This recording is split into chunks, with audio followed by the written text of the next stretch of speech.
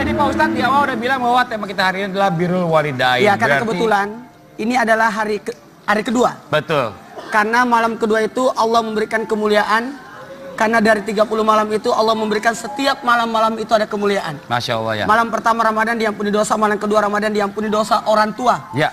Malam ketiga Ramadan diampuni dosa 2 tahun, 1 tahun yang lalu dan 1 tahun yang akan datang. Wow. 4 Ramadan diberikan pahala atam Quran. 5 Ramadan pahala seperti orang salat di Masjidil Haram. 6 Ramadan pahala tawaf. 7 Ramadan pahala Nabi Musa. 8 Ramadan pahala Nabi Ibrahim. 9 Ramadan pahala Nabi Muhammad. Dan 10 Ramadan kebaikan dunia akhirat. 11 Ramadan dimatikan dengan usnul khatimah. 12 Ramadan wajahnya laksana bulan purnama. 13 Ramadan terhindar dari segala menakutkan. 14 Ramadan disaksikan para malaikat. 15 Ramadan didoakan malaikat aras. 16 Ramadan dicatat sebagai penghuni surga. 17 Ramadan diberikan pahala para nabi. 18 Ramadan digolongkan orang saleh. 19 Ramadan digolongkan mati said. Dan 20 Ramadan dimasukkan dalam surga Firdaus. 21 Ramadan 1 rumah di surga. 22 Ramadan 1 istana. 23 Ramadan 1 kota. 24 Ramadan 24 doa kita dikabulkan. 25 Ramadan terhindar siksa kubur. 26 Ramadan pahala seperti apa? Pahala seperti orang beribadah 40 tahun. Masya Allah. 27 dimudahkan berjalan di tiang siratal mustaqim. Ya. 28 Ramadan diangkat derajatnya 1000 derajat. Malam 29 Ramadan pahala haji. Dan 30 Ramadan dipersilakan masuk surga di pintu mana dia suka. Subhanallah. Dan khusus malam ini sangat spesial sekali. Malam kedua. Malam kedua ini sangat spesial. Betapa ruginya anak-anak yang malam ini tidak melaksanakan amal ibadah. Ya, Sampai ya, besok pun kalau bisa dijaga amal ibadah kita. Karena selain kita dapat pahala, orang tua pun dapat pahala. Amin. Pak Ustadz sekarang begini Pak Ustadz. Ya. Sebagai anak kita kan suka nggak sadar Pak Ustadz. Ya. Mungkin dengan kesuksesan kita jadi sombong sama orang tua. Ya. Nah ini bagaimana cara kita menyikapinya Pak Ustadz? Menyikapi anak-anak nih yang lagi nonton. Tolong dicamkan, termasuk saya pribadi. Jangan pernah mengatakan keberhasilan itu kita yang capai. Ada sosok manusia yang rela berkorban demi kita. Sosok ayah penanggung jawab. Dan sosok ibu yang pernah rela perutnya dibelah. Yang rela mempertaruhkan nyawanya, 1 kakinya di kuburan dan 1 kakinya di dunia. Maka ketika anak berbangga diri, untuk menghilangkan kebanggaan diri itu, maka ingat, ketika kita berada di dalam kandungan, ibu dengan susah payah, mohon maaf, melahirkan dengan mempertaruhkan nyawa. Selama 2 tahun, kita berada dalam pelukannya. Pertanyaannya, ketika kita sudah mulai hebat, sudah pintar berkata-kata, sudah pintar mencari nafkah sendiri, ada nggak waktu buat ibu? Ada nggak waktu buat sosok orang tua yang pernah rela perutnya dibelah, yang rela pernah mengorbankan nyawanya, waktunya, tenaganya? Bisa jadi makanan yang harusnya masuk ke mulut, berrela untuk memberikan kepada anaknya. Satu kesombongan yang sangat besar ketika sosok anak justru tidak berbuat baik kepada orang tuanya, malah merepotkan orang tua. Ini kadang kita tidak sadar. Setiap malam Ramadan pasti kita teringat dengan sosok seorang ibu, seorang ayah. Tanpa kita sadari, kita kangen, kita rindu masa-masa itu. Maka ketika ada kesombongan pada diri kita bahwa kita berhasil, Anda pulang ke orang tua, jangan terbalik, orang tua yang mendatangi kita. Siapa kita? Betapa sombongnya kita ketika kita harus bertemu, orang tua yang harus datang. Ingat gak? Ada sosok kakek datang ke tempat perbaikan handphone, minta, kenapa handphone saya rusak, gak pernah bunyi? Ini rusak. Tidak rusak. Ini baik. Tapi kenapa anakku tidak pernah hubungi saya? Masya Allah. Coba camkan pada diri kita, ada satu waktu nanti kita kangen dengan beliau, tapi ternyata beliau sudah tidak ada lagi. Masya Allah. Mungkin karena kita mungkin pusing dengar ocehannya, nasihatnya berkali-kali, berulang. Tapi ingat, kalimat nasihat yang berulang itu nanti suatu saat kita kangen. Air mata beliau, senyuman beliau kita kangen. Wahai sosok anak, kita bukan siapa-siapa ketika kita berada di dekat orang tua. Jangan pernah menutupi hidung. Jangan pernah membuang muka. Jangan pernah tidak memperhatikan. Karena suatu saat nanti kita kangen dengan beliau. Masya Allah. Pak Ustadz, saya bangga saya pernah datang ke satu acara, kebetulan pada saat itu saya ketemu sama Egi di acara resepsi. Waktu itu nikahnya Afi yang ngundang Pak Ustadz. Iya kan? Undang. Terus aku aja saya ketemu Egi John bareng sama mamahnya. Begitu. Gandengan sama mamanya. Ih, seneng banget. Saya nggak bisa lupa tuh Pak Ustadz tuh. Coba, kenapa sih kok bisa ngajak mama kok jalan-jalan? Emang nggak malu udah gede ngajak-ngajak mamanya terus kemana-mana? Enggak sih, soalnya saya emang deket banget sih sama ibu saya. Dan juga pas waktu merit juga, pas Raffi merit sama Gigi juga. Iya, pas lagi kalian Raffi juga sama Gigi, sama Raffi. Dia datang sama nyokapnya, Vi. Benar. Ingat lagi. Dari itu saya sebagai temannya saya nggak bisa lupa gitu. Seberapa cinta sih sama mama? Cinta banget sih, soalnya ngerasa Egi dulunya sering ngelawan. Tuh kayak kalau dikasih tahu pasti ngelawan terus lah. Gitu. Dan banyak juga keputusan yang udah Egi ambil sebelumnya itu sebenarnya nggak direstuin mama gitu. Ya. Tahu nggak? Memang laki-laki itu memutuskan sendiri. Ketika dia menikah tidak butuh wali. Yang butuh wali itu adalah wanita. Tapi tidak ada salahnya sosok laki-laki itu ketika akan menikah. Bukan perwali yang diminta, tapi restu. Bukan restu yang diminta, tapi ridho. Bukan ridha yang diharapkan, tapi doa. Harapan. Ridha Allah fi ridhal walidain, sutullah sutul walidain. Apa artinya? Apa maknanya? Kita tidak akan mungkin bisa melihat Allah. Tapi kita akan bisa merasakan bahwa Allah suka sama kita, meridai kegiatan kita dengan memandang wajah orang tua. Jangan pernah kecewakan orang tua. Jangan pernah kita sakitin harapannya sosok orang tua, sosok ibu. Panggil apa sama ibu? Mama sih. Mama. Panggil mama. Mama. Kencang mama. Mama. Sambil ikutkan dalam hati mama. Mama. Mama. Aku kangen ma. Aku kangen ma. Aku kangen banget sama mama. Coba lihat di kamera. Mama lagi nonton di rumah. Ma, Egi kangen sama mama. Udah lama juga gak ketemu. Kemarin gak sempat ketemu. Sebelum menjelang masuk Ramadan gak sempat ketemu. Iya, gak sempat ketemu. Kenapa? Soalnya ada kerjaan sih. Sampai ketika mau masuk Ramadan, di saat 3 manusia yang ditolak Ramadan. Yang pertama manusia yang belum mendapatkan maaf dari orang tua sebelum masuk Ramadan. Istri yang belum minta maaf kepada suaminya. Dan orang-orang yang belum menyambungkan silaturahmi setelah terputus. Pengen gak ketemu mama? Pengen ketemu mama? Saya juga belum minta maaf.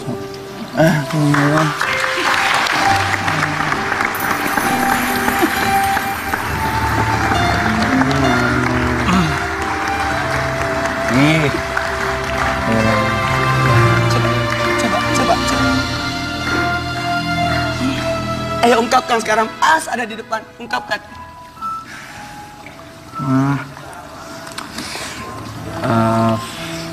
Apa kabar mama? Baik kan? Sehat kan? Alhamdulillah. Maafin Egi kemarin belum nggak sempet ketemu, nggak sempet sahur bareng ya sama mama. Mama puasa kan? Ya, alhamdulillah. Mama nggak apa-apa? Enggak. Coba sosok mama. Harapan seorang ibu untuk anak. Ya, pengennya anak jadi anak yang soleh. Jadi imam untuk istrinya. Mama Asma, udah minum obatnya belum? Udah. Tante, dulu kan Egi ini ditinggal papanya pada saat umur 19 tahun. Berarti kan Tante harus berjuang sendiri nih ngerawat Egi. Iya. Dan kebetulan juga dulu papanya mualaf ya. Iya. Gimana caranya Tante bisa membesarkan Egi menjadi seperti Egi sekarang yang sukses ini, Tante? Ya gitu. Dan ya sebisa-bisanya ya. Ada masalah nggak Tante dulu? Mungkin setelah ditinggal ayahnya Egi, pasti kan semuanya berubah nih. Segala sesuatunya tak seindah yang dulu. Iya. Itu udah pasti semuanya harus serba sendiri. Tidak apa? Ya tidak bisa, nggak ada untuk bertukar pikiran. Ya tidak ada yang membantu. Tapi ada ya anak-anak kebetulan. Ya. Terus waktu Egi, Tante bercerai dengan mantan istri yang ribut-ribut sampai ke ADRT. Iya. Itu gimana perasaan Tante tuh? Ya, Sedih nggak? Sedih. Oh, papanya udah nggak ada, kok anak saya diginiin gitu. Gitu aja. Apa doa yang selalu sosok mama ungkapkan buat Ananda? Ya, semoga aja ke depannya tidak ada lagi yang membuat yang membuat kita jadi sedih apa jadi ini. Ke depannya juga berjalan dengan baik. Saya rasa semua orang tua menginginkan anaknya bahagia, Iya. anaknya senang. Iya. Tapi ketika sosok harapan itu tidak tercapai, sosok kebahagiaan waktu itu, ada perasaan kecewa, sakit, atau gimana? Karena waktu itu memang tidak ada ridha dari ibu. Iya, kebetulan memang. Karena memang waktu itu terpaksa saya menikahkan. Karena saya nggak mau dosa gitu. Karena dia juga kekeh gitu, mau. Katanya karena dia suka gitu ya. Jadi terpaksa ya. Terus ternyata tidak bisa lanjut dan jadi malah musibah gitu. Sedih, kecewa ya semua lah. Satu, Tante. Apa sih yang paling membanggakan Tante dari Egi? Dari Egi itu sebenarnya dia tuh penyayang gitu ya, hanya suka ditutupin dengan pura-pura keras gitu, padahal hatinya tuh lembut sekali tapi suka pura-pura keras gitu. Jadi saya tahu dia tuh dari kecil tuh begitu, untuk menutupi kelemahannya dia berkeras. Kalau buat Egi, sosok apa dari Mama yang paling bikin Egi nggak bisa lupa dari Mama? Mama tuh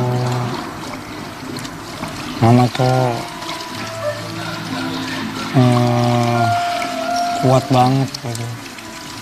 Kuat banget. Dari dulu dia selalu nemenin aku syuting juga kan. Dan apa ya, Mama tuh terus nemenin kuat gitu. Dan Egi waktu itu sempat bilang bahwa Mama nggak usah nganterin Egi, Mama istirahat aja di rumah. Enggak, Mama nggak mau Mama nggak mau nanti Egi jadi salah jalan atau jadi punya nakal gitu, bandel dan gitu. Terakhir, saya tahu banyak harapan Egi buat Mama. Ingat, kita punya batas waktu. Kita dibatasi waktu untuk bisa berbuat baik kepada orang tua. Ayo, ungkapkan sekali ini lagi ucapan terima kasih kepada Mama. Egi mau ucapin makasih banyak ya, Ma. Mohon maaf. Ya, dengan Utang buat Egi dong, luar biasa, Masya Allah. Oke, buat pemirsa yang ada di rumah, nanti kita kasih kesempatan juga untuk berbicara langsung atau bertanya langsung pada Pak Ustadz dan Ustazah. Langsung kita telepon ke sini ke 0217918700 untuk Jabodetabek. Untuk di luar Jabodetabek di 0217918711. Tapi sebelumnya kita dengarkan terlebih dahulu kisah teladan dari Ustazah Oki. Silahkan Ustazah Oki.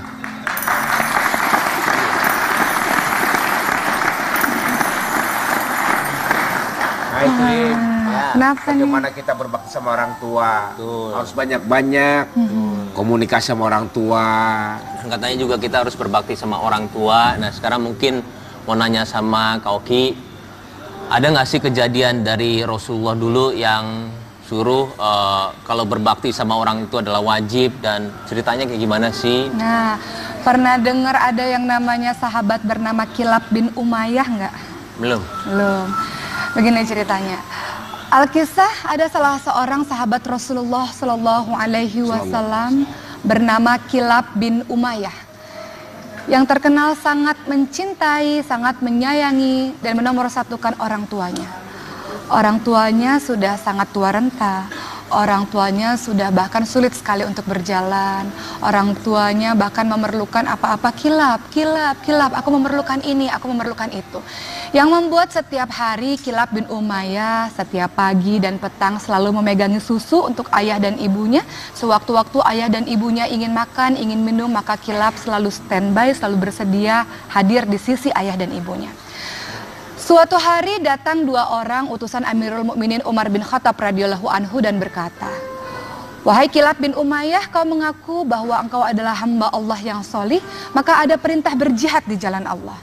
Maka kalau kau ingin mendapatkan kehidupan yang mulia atau kau ingin menjadi seorang syuhada yang pahalanya adalah syurga, kau harus ikut bersama kami untuk jihad di jalan Allah." Maka Kilab bin Umayyah pun tidak berpikir apa-apa lagi, ia begitu semangat untuk berjihad di jalan Allah, ia langsung menyewa seorang asisten, seorang pembantu untuk merawat ayah dan ibunya dengan bayaran yang sangat mahal, dengan harapan agar orang yang mengasuh ayah dan ibunya ini bisa mengasuh dengan begitu baik. Maka Kilab bin Umayyah ini pun akhirnya pergi berperang di jalannya Allah, namun ternyata sang pengasuh tidak menjalankan tugasnya dengan baik. Karena sang pengasuh ini merasa tidak sabar merawat orang tua yang sudah tua renta seperti itu. Sehingga ketika sang pengasuh memegang susu, lama sekali orang tua ini bangun, lama sekali orang tua ini tersadar, sehingga sang pengasuh membiarkan susunya begitu saja sampai basi.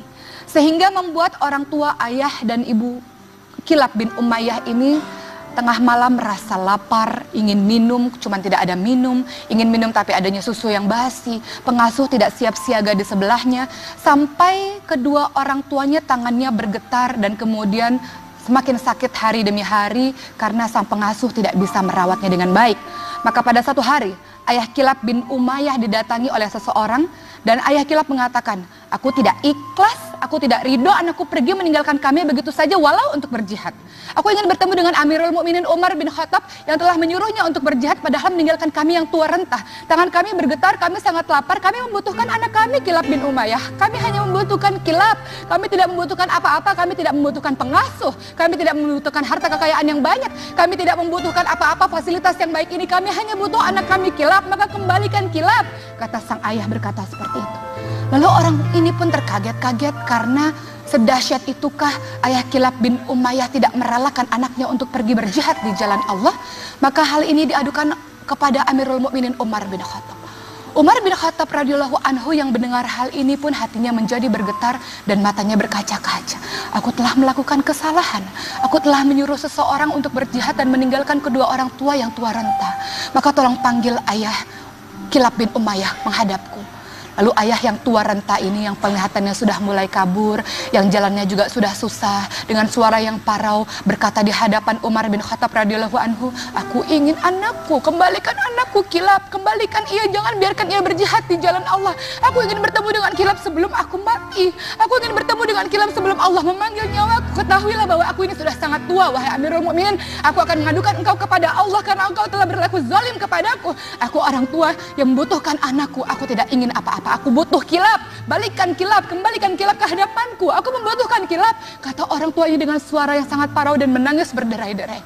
Amirul Mukminin Umar bin Khattab pun tidak tahan melihat orang tua tersebut dan mulai menangis. Aku telah melakukan kesalahan. Bagaimana mungkin ada seorang anak yang meninggalkan orang tuanya karena suruhanku untuk berjihad di jalan Allah Subhanahu wa taala.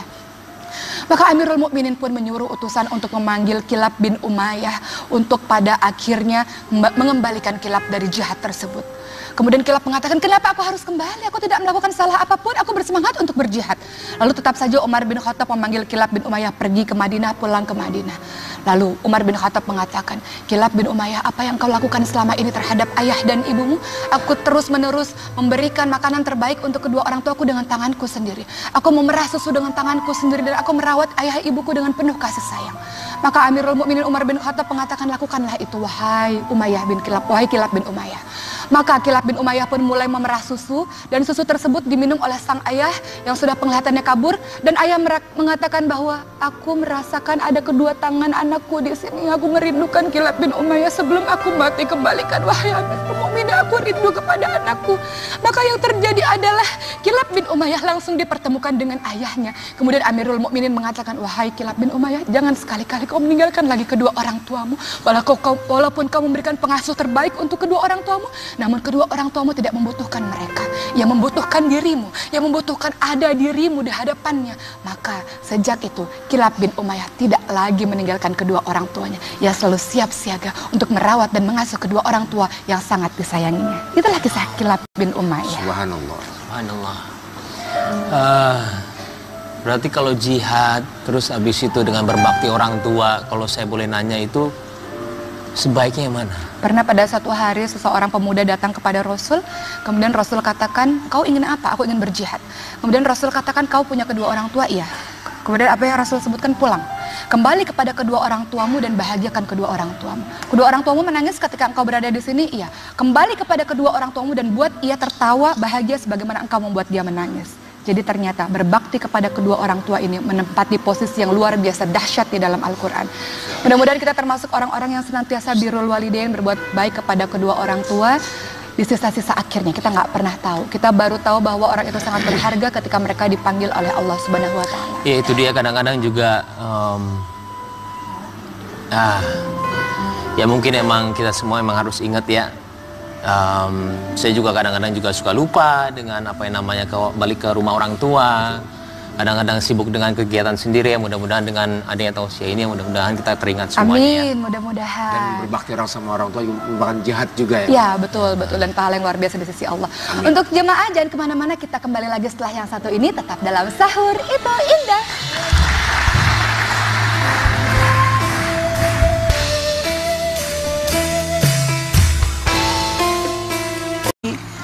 Tidak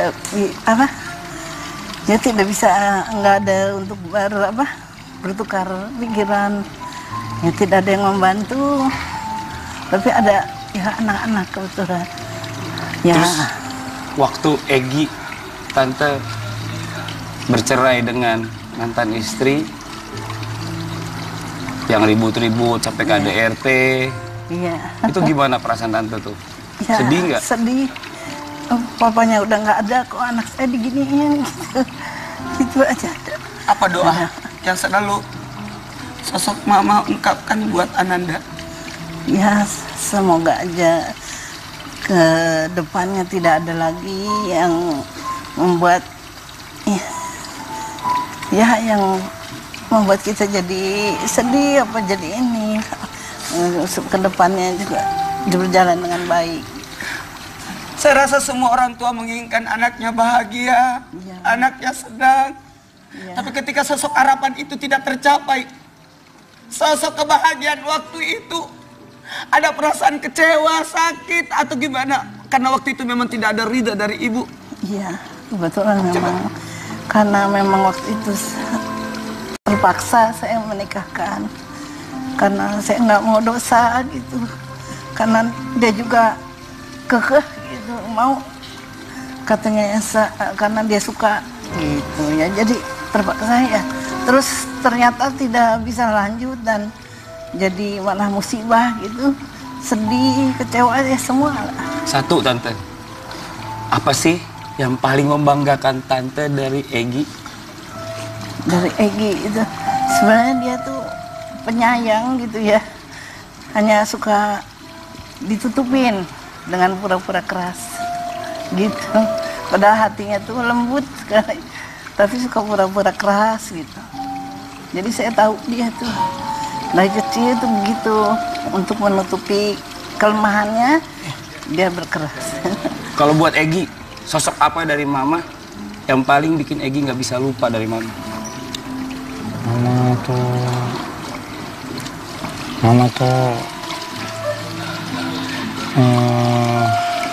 kuat banget gitu. Kuat banget. Dari dulu dia selalu nemenin aku syuting juga kan. Dan apa ya,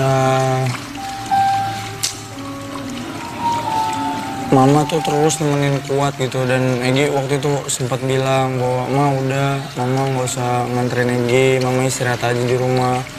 Enggak, Mama nggak mau Mama nggak mau nanti Egy jadi salah jalan atau jadi punya nakal gitu, bandel dan gitu. Terakhir, saya tahu banyak harapan Egy buat mama. Ingat, kita punya batas waktu.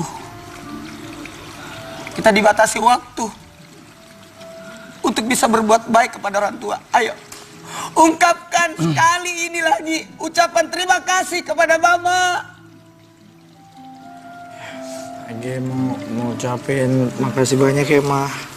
Mohon maaf.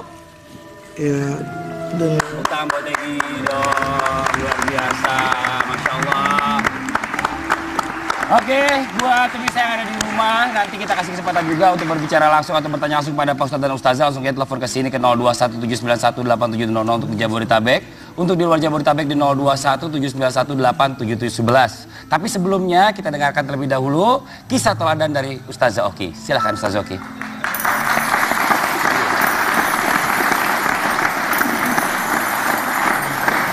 Nah itu Kenapa nih? bagaimana kita berbakti sama orang tua. Harus banyak-banyak komunikasi sama orang tua. Katanya juga kita harus berbakti sama orang tua. Nah sekarang mungkin mau nanya sama Kak Oki, ada nggak sih kejadian dari Rasulullah dulu yang suruh kalau berbakti sama orang itu adalah wajib, dan ceritanya kayak gimana sih? Nah, pernah dengar ada yang namanya sahabat bernama Kilab bin Umayyah nggak? Belum. Belum. Begini ceritanya. Alkisah, ada salah seorang sahabat Rasulullah Shallallahu Alaihi Wasallam bernama Kilab bin Umayyah yang terkenal sangat mencintai, sangat menyayangi dan menomorsatukan orang tuanya. Orang tuanya sudah sangat tua renta, orang tuanya sudah bahkan sulit sekali untuk berjalan. Orang tuanya bahkan memerlukan apa-apa, Kilab, aku memerlukan ini, aku memerlukan itu. Yang membuat setiap hari Kilab bin Umayyah setiap pagi dan petang selalu memegangi susu untuk ayah dan ibunya. Sewaktu-waktu ayah dan ibunya ingin makan, ingin minum, maka Kilab selalu standby, selalu bersedia hadir di sisi ayah dan ibunya. Suatu hari datang dua orang utusan Amirul Mukminin Umar bin Khattab radhiyallahu anhu dan berkata, "Wahai Kilab bin Umayyah, kau mengaku bahwa engkau adalah hamba Allah yang solih, maka ada perintah berjihad di jalan Allah. Maka kalau kau ingin mendapatkan kehidupan yang mulia atau kau ingin menjadi seorang syuhada yang pahalanya adalah syurga, kau harus ikut bersama kami untuk jihad di jalan Allah." Maka Kilab bin Umayyah pun tidak berpikir apa-apa lagi, ia begitu semangat untuk berjihad di jalan Allah, ia langsung menyewa seorang asisten, seorang pembantu untuk merawat ayah dan ibunya dengan bayaran yang sangat mahal, dengan harapan agar orang yang mengasuh ayah dan ibunya ini bisa mengasuh dengan begitu baik. Maka Kilab bin Umayyah ini pun akhirnya pergi berperang di jalannya Allah, namun ternyata sang pengasuh tidak menjalankan tugasnya dengan baik. Karena sang pengasuh ini merasa tidak sabar merawat orang tua yang sudah tua renta seperti itu. Sehingga ketika sang pengasuh memegang susu, lama sekali orang tua ini bangun, lama sekali orang tua ini tersadar, sehingga sang pengasuh membiarkan susunya begitu saja sampai basi. Sehingga membuat orang tua ayah dan ibu Kilab bin Umayyah ini tengah malam merasa lapar, ingin minum, cuman tidak ada minum, ingin minum tapi adanya susu yang basi, pengasuh tidak siap siaga di sebelahnya, sampai kedua orang tuanya tangannya bergetar dan kemudian semakin sakit hari demi hari karena sang pengasuh tidak bisa merawatnya dengan baik. Maka pada satu hari, ayah Kilab bin Umayyah didatangi oleh seseorang dan ayah Kilab mengatakan, aku tidak ikhlas, aku tidak ridho anakku pergi meninggalkan kami begitu saja walau untuk berjihad. Aku ingin bertemu dengan Amirul Mukminin Umar bin Khattab yang telah menyuruhnya untuk berjihad padahal meninggalkan kami yang tua rentah. Tangan kami bergetar, kami sangat lapar, kami membutuhkan anak kami Kilab bin Umayyah. Kami hanya membutuhkan Kilab, kami tidak membutuhkan apa-apa, kami tidak membutuhkan pengasuh, kami tidak membutuhkan harta kekayaan yang banyak, kami tidak membutuhkan apa-apa fasilitas yang baik ini, kami hanya butuh anak kami Kilab, maka kembalikan Kilab. Kata sang ayah berkata seperti itu. Lalu orang ini pun terkaget-kaget karena sedahsyat. Bukan restu yang diminta, tapi ridho. Bukan ridho yang diharapkan, tapi doa. Harapan. Ridho Allah, fi ridho walidain, sutullah, sutul walidain. Apa artinya? Apa maknanya? Kita tidak akan mungkin bisa melihat Allah. Tapi kita akan bisa merasakan bahwa Allah suka sama kita, meridai kegiatan kita dengan memandang wajah orang tua. Jangan pernah kecewakan orang tua. Jangan pernah kita sakitin harapannya sosok orang tua, sosok ibu. Panggil apa sama ibu? Mama. Mama. Panggil mama. Mama. Yang kencang, mama. Mama. Sambil ikutkan dalam hati mama. Mama. Mama. Aku kangen, ma. Aku kangen, Ma. Aku kangen banget sama Mama. Coba lihat di kamera. Mama lagi nonton di rumah. Ma. Egi kangen sama Mama. Udah lama juga gak ketemu. Kemarin Gak sempat ketemu. Sebelum menjelang masuk Ramadan gak sempat ketemu. Iya, gak sempat ketemu. Kenapa? Soalnya ada kerjaan sih. Sampai ketika mau masuk Ramadan, di saat 3 manusia yang ditolak Ramadan. Yang pertama manusia yang belum mendapatkan maaf dari orang tua sebelum masuk Ramadan. Istri yang belum minta maaf kepada suaminya.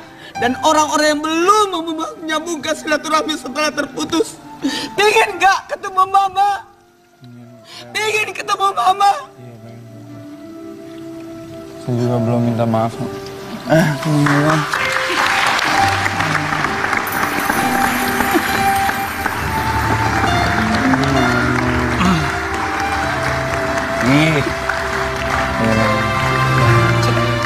Coba.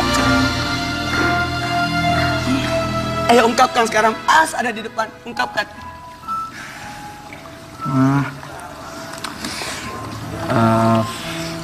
Apa kabar Mama? Baik kan? Sehat kan? Alhamdulillah.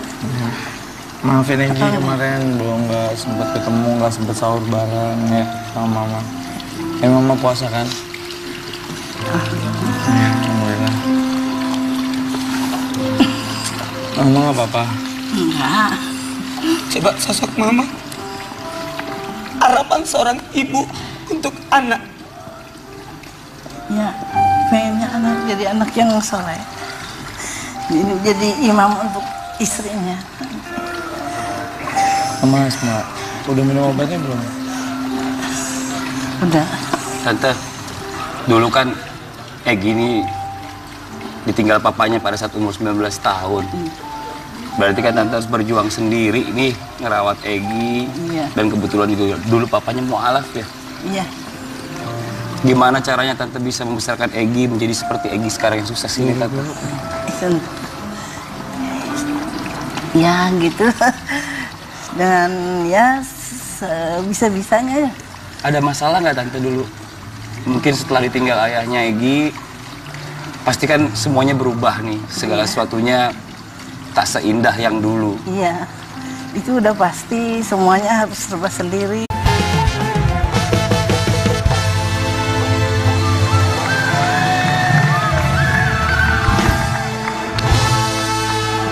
Oke, tadi Pak Ustadz di awal udah bilang bahwa tema kita hari ini adalah Birrul Walidain. Ya, karena kebetulan ini adalah hari hari kedua. Betul. Karena malam kedua itu Allah memberikan kemuliaan. Karena dari 30 malam itu Allah memberikan setiap malam-malam itu ada kemuliaan. Masya Allah ya. Malam pertama Ramadan diampuni dosa, malam kedua Ramadan diampuni dosa orang tua. Ya. Malam ketiga Ramadan diampuni dosa 2 tahun, 1 tahun yang lalu dan 1 tahun yang akan datang. Wow. 4 Ramadan diberikan pahala atam Quran. 5 Ramadan pahala seperti orang salat di Masjidil Haram. 6 Ramadan pahala tawaf, 7 Ramadan pahala Nabi Musa, 8 Ramadan pahala Nabi Ibrahim, 9 Ramadan pahala Nabi Muhammad, dan 10 Ramadan kebaikan dunia akhirat. 11 Ramadan dimatikan al-usnul khatimah, 12 Ramadan wajahnya laksana bulan purnama, 13 Ramadan terhindar dari segala menakutkan, 14 Ramadan disaksikan para malaikat, 15 Ramadan didoakan malaikat aras, 16 Ramadan dicatat sebagai penghuni surga, 17 Ramadan diberikan pahala para nabi, 18 Ramadan digolong ke orang saleh, 19 Ramadan digolong ke mati said, dan 20 Ramadan dimasukkan dalam surga Firdaus. 21 Ramadan 1 rumah di surga, 22 Ramadan 1 istana, 23 Ramadan 1 kota, 24 Ramadan 24 doa kita dikabulkan, 25 Ramadan terhindar siksa kubur, 26 Ramadan pahala seperti apa? Pahala seperti orang beribadah 40 tahun. Masya Allah. 27 dimudahkan berjalan tiang siratal mustaqim. Ya. 28 Ramadan diangkat derajatnya 1000 derajat. Malam 29 Ramadan pahala haji, dan 30 Ramadan dipersilakan masuk surga di pintu mana dia suka. Subhanallah. Dan khusus malam ini sangat spesial sekali. Malam kedua. Malam kedua ini sangat spesial. Betapa ruginya anak-anak yang malam ini tidak melaksanakan amal ibadah. Iya, Sampai iya, besok pun kalau bisa dijaga amal ibadah kita. Karena selain kita dapat pahala, orang tua pun dapat pahala. Amin. Pak Ustadz, sekarang begini Pak Ustadz, Ya. sebagai anak kita kan suka nggak sadar Pak Ustadz. Ya. Mungkin dengan kesuksesan kita jadi sombong sama orang tua. Ya. Nah ini bagaimana cara kita menyikapinya Pak Ustadz? Menyikapi anak-anak nih yang lagi nonton, tolong dicamkan, termasuk saya pribadi. Jangan pernah mengatakan keberhasilan itu kita yang capai. Ada sosok manusia yang rela berkorban demi kita. Sosok ayah penanggung jawab, dan sosok ibu yang pernah rela perutnya dibelah, yang rela mempertaruhkan nyawanya, 1 kakinya di kuburan dan 1 kakinya di dunia. Maka ketika anak berbangga diri untuk menghilangkan kebanggaan diri itu, maka ingat, ketika kita berada di dalam kandungan, ibu dengan susah payah, mohon maaf, melahirkan dengan mempertaruhkan nyawa. Selama 2 tahun kita berada dalam pelukannya. Pertanyaannya, ketika kita sudah mulai hebat, sudah pintar berkata-kata, sudah pintar mencari nafkah sendiri, ada nggak waktu buat ibu? Ada nggak waktu buat sosok orang tua yang pernah rela perutnya dibelah, yang rela pernah mengorbankan nyawanya, waktunya, tenaganya, bisa jadi makanan yang harusnya masuk ke mulut, berrela untuk memberikan kepada anaknya. Satu kesombongan yang sangat besar ketika sosok anak justru tidak berbuat baik kepada orang tuanya, malah merepotkan orang tua. Ini kadang kita tidak sadar. Setiap malam Ramadan pasti kita teringat dengan sosok seorang ibu, seorang ayah. Tanpa kita sadari, kita kangen, kita rindu masa-masa itu. Maka ketika ada kesombongan pada diri kita bahwa kita berhasil, Anda pulang ke orang tua, jangan terbalik, orang tua yang mendatangi kita. Siapa kita? Betapa sombongnya kita ketika kita harus bertemu, orang tua yang harus datang. Ingat gak? Ada sosok kakek datang ke tempat perbaikan handphone, minta, kenapa handphone saya rusak, gak pernah bunyi. Ini rusak. Tidak rusak. Ini baik. Tapi kenapa anakku tidak pernah hubungi saya? Masya Allah. Coba camkan pada diri kita, ada satu waktu nanti kita kangen dengan beliau, tapi ternyata beliau sudah tidak ada lagi. Masya Allah. Mungkin karena kita mungkin pusing dengar ocehannya, nasihatnya berkali-kali, berulang. Tapi ingat, kalimat nasihat yang berulang itu nanti suatu saat kita kangen. Air mata beliau, senyuman beliau kita kangen. Wahai sosok anak, kita bukan siapa-siapa ketika kita berada di dekat orang tua. Jangan pernah menutupi hidung. Jangan pernah membuang muka. Jangan pernah tidak memperhatikan. Karena suatu saat nanti kita kangen dengan beliau. Masya Allah. Pak Ustadz, saya bangga saya pernah datang ke satu acara, kebetulan pada saat itu saya ketemu sama Egi di acara resepsi. Waktu itu nikahnya Afi yang nggak ngundang Pak Ustadz. Iya kan? Undang. Terus Cuma aku aja nggak bisa saya ketemu Egi John bareng sama mamahnya. Begitu. Gandengan sama mamanya. Ih, seneng banget. Saya nggak bisa lupa tuh Pak Ustadz tuh. Coba, kenapa sih kok bisa ngajak mama kok jalan-jalan?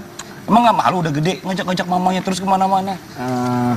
Enggak sih, soalnya saya emang deket banget sih sama ibu saya. Dan juga pas waktu married juga, pas Raffi married sama Gigi juga. Iya, pas mama lagi kalian kenal Raffi juga waktu sama Gigi, sama Raffi. Dia datang sama nyokapnya, Vi. Benar-benar. Ingat aja. Dari itu saya sebagai temannya saya nggak bisa lupa gitu. Seberapa cinta sih sama mama?